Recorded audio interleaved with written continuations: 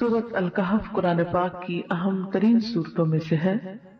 اسے ہر جمعہ پڑھنے کی تاکید ہے.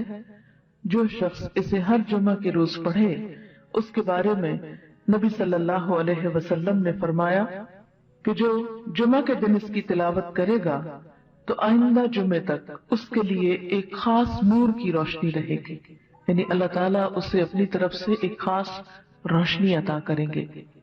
اسی طرح اس کی ابتدائی 10 آیات اور آخری 10 آیات کی فضیلت احادیث میں بیان ہوئی ہے کہ جو ان کو یاد کرے گا اور پڑھے گا وہ فتنہ دجال سے محفوظ رہے گا.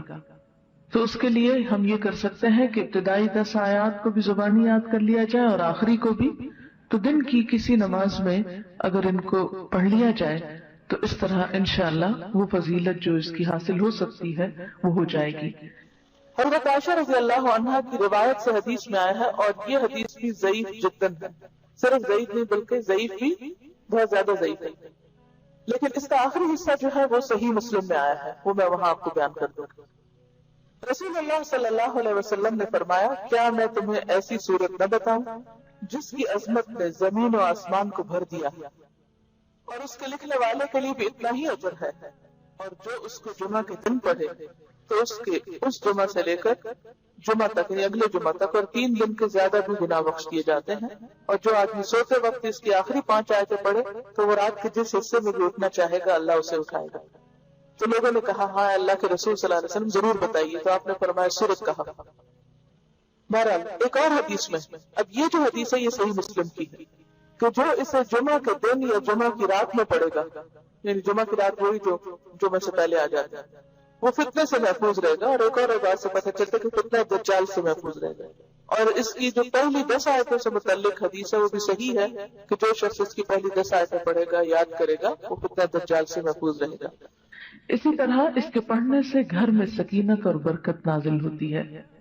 ایک مرتبہ ایک صحابی نے سورہ کہف پڑھی. گھر میں ایک جانور بھی تھا، وہ بھڑکنا شروع ہو گیا. انہوں نے غور سے دیکھا کہ کیا بات ہے، یعنی میں قرآن پڑھ رہا ہوں اور قرآن پڑھنے سے تو ظاہر ہے سکون نازل ہوتا ہے، یہ جانور کو کیا ہو گیا جو اچھل کود کر رہا ہے.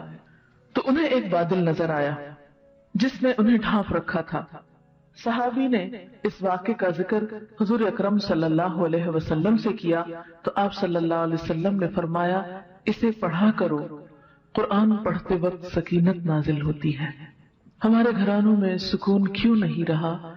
اس میں بہت سی وجوہات میں سے ایک وجہ یہ بھی ہے کہ میوزک کی آوازیں تو دن رات بلند ہوتی ہیں لیکن قرآن کی تلاوت کی آواز کم ہی سنائی دیتی ہے.